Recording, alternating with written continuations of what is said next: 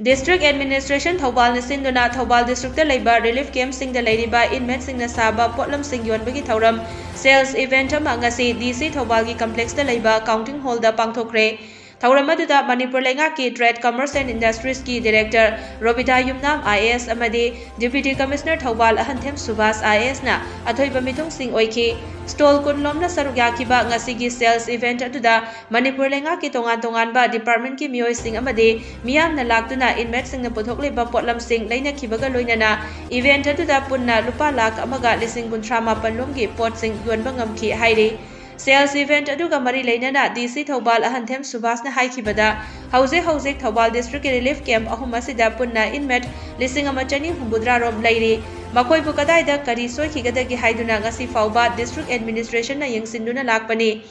Makoi gi senthok lambi amamam lehenabagi pandamda tongan ba department singi matenga loinana training kaya piduna lakpana ngasidi makoi na sajaba potlam kaya miyamda fanghanba ngamle haiki Masa-masagi senthok lambi khara lehelagadi makoigi award apasingda mateng khara tangsu oinagani khanbadagi district administration na honaduna lakpani miyam nasu nungsibibadagi inmate sing na puthokliba potlam sing asi ngasigi sales event asi yaudana punna lupa lak ahumga lising kunlomgi potlam sing yonba ngamjakre haiki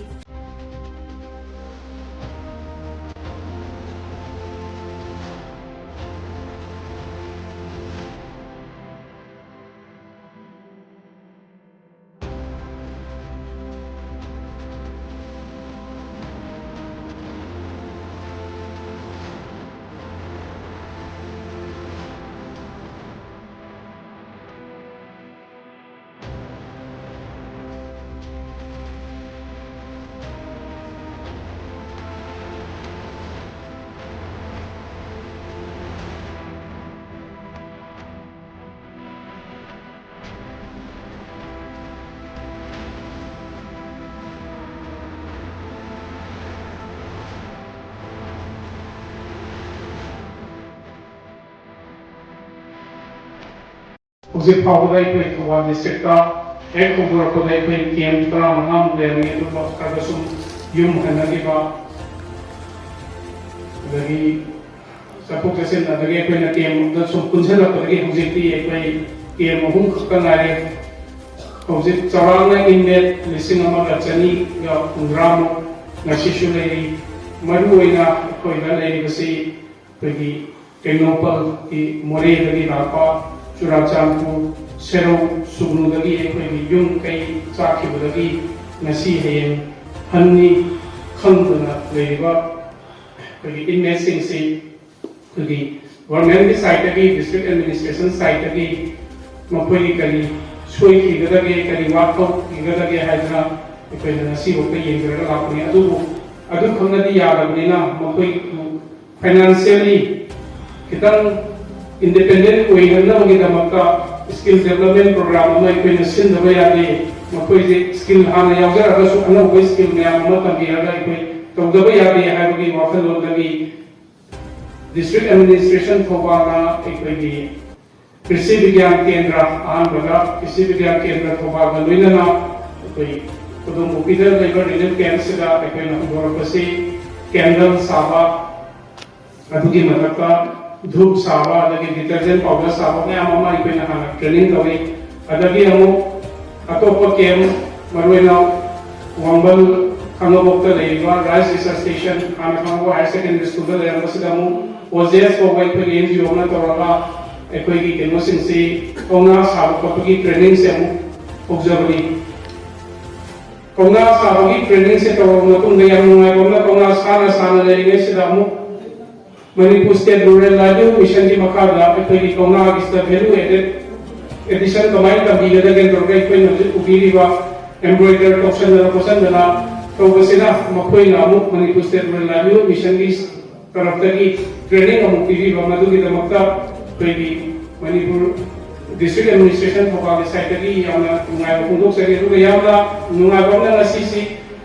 Inmates relief camp labor sikap natal na ikoy mando ubiri ka dual sing ikoy Thobal District Social Welfare Department ki makada leba angang singi leba ukincha singi open shelter home ga leba angang sing na sagaba ikoy soft toys nakali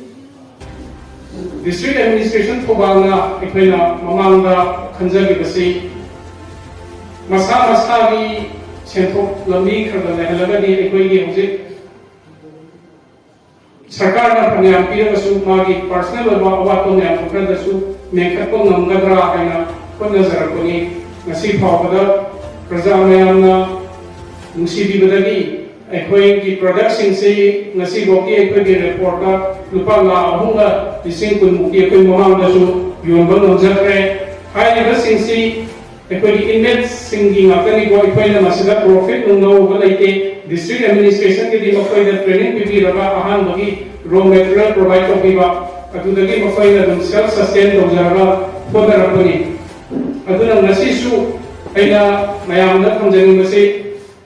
relief camps da laiba inne singsebu sogapi bo wena makoina sai ba posting se amumom tang leibi raga makoi gi tunsi da hena nungai kana leibo tunsi du lagi kitang hena masagi economy da masagi family gi keno da financial support ka bo namna bana bada mayamna mating pangbiu mai kasi ai apil tawjage यावना नुंगा एकोइना तौजरियोसी खुंगी बदगी जेनेम्स का मखोइगी department नमनी continuing medical education CME programme को मतमदा खानबो और थोबा district लेबो केम से थाबिरो मोइ वन युवन गेना तो बदगी एकोइ ममांग सो दुदसु तौग्रे हौजिसु मथन थागी डिसेंबर तो बदबा चौबा कॉन्फ्रेंस अमदा थोबागा लेबा कौना की प्रोडक्शन मनुएला सी केनो तो व्यू कोई मफम बिजगे सेल तौजगे मोइने याम दिमाग करोगसे लैपटॉप हापया बैग साबियो बना है